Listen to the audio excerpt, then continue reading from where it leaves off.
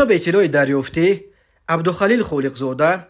صاحبکار شناخته تاجیک مؤسس و رهبر بیمارستان ابن سینا از جانب مقامات تاجیکستان دستگیر شده است و از 7 اوگوست سال 2023 به این طرف اینک 4 شبانه روز باز در بازداشتگاه واقع در حدود نویه فردوسی شهر دوشنبه قرار دارد. مقامات تا کنون این خبر را تصدیق یا رد نکردند، ولی منابع خبری بامداد روز 12 اوگوست به شرط نبردن نامش خبر دادند که خالقزاده از جانب اباپ وزارت کارهای داخلی تاجیکستان دستگیر شده است و کارمندان مقامات بعد بازداشت او کتاب‌های بحث برانگیز یادداشت‌هایش با نام حوادث روزگار من را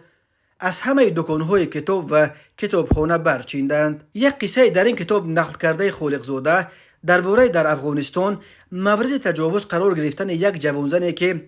در سالهای 20 عصر 20 از کوهستان خاولینگ به آن سوی آمو فرار کردند و همین طور برداشت‌های خالقزاده درباره خلق و اطوار نمایندگان منطقه‌های گوناگون تاجیکستان اخیراً بحث‌های تندی را در شبکه‌های اجتماعی برپا کرده بود و یک گروه کاربران خالقزاده را به محلگرایی و تحقیر نمایندگان منطقه‌های دیگر عیبدار کرده بودند. خود او این اتهامات را قطعاً رد کرده بود. یکی از کارمندان شفاخانه ابن سینا روز 12 اوگوست در صحبت با پایگاه خبری بامداد گفت سر و صداهای چرخ زده ایستادند که مدیر شفاخانه را یا دستگیر کردند یا از تاجیکستان گریزانیدند. من تا چه اندازه واقعیت داشتن این آوازه ها را تصدیق کردن نمیتوانم،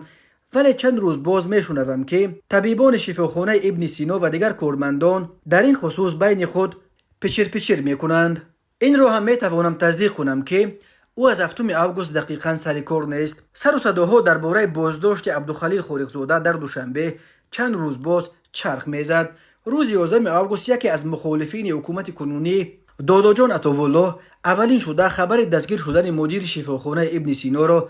در فیسبوک نشر کرد. به نوشته عطاالله او هنوز ماه ایون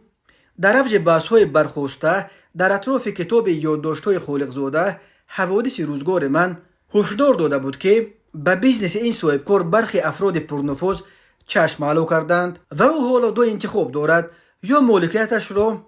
بالا دست ادب برآورده بدهد و یا سرنوشت زید سعیدوف صاحبکار خوشنام و وزیر سابق صنعت تاجیکستان را که 10 سال قبل بازداشت و به 29 سال زندان محکوم شد تکرار کند. رادیوی آزادی روز 12 اوگوست خبر داد که کتاب‌های عبدالخلیل خالقزاده را نه فقط از مغازه‌های کتاب دوشنبه از فروش برداشتند، بلکه طور یک ساکن دهه پنجرود پنجکند از دادگاه خالقزاده به آزادی خبر داده است هنوز روز چهارشنبه 8 اوگوست همگی یک روز بعد بازداشت مؤلفش کارمندان انتظامی همراه رئیس جماعت رودکی از کتابخانه دیه و کتابخانه مقبره رودکی و از ساکنان علایده دیه حدود 50 کتاب خالقزاده را جمع کرده با خود بردند. حوادث روزگار من که دومین کتاب یادداشت‌های عبدالخلیل خالقزاده بعد ماجرای رفته بود تازه ماه مارس سال 2023 نشر و رونمایی شد. مؤلف در این کتاب از وجود کروپسیا در کشور و نبودن فضای آزاد صاحبکاری و سرمایه گذاری انتقاد کرده، از جمله از زندانی شدن معروف عارفوف اساسگذار سلسله مغازه‌های اریمه یادآوری کرده بود. اما در شبکه‌های اجتماعی قصه در افغانستان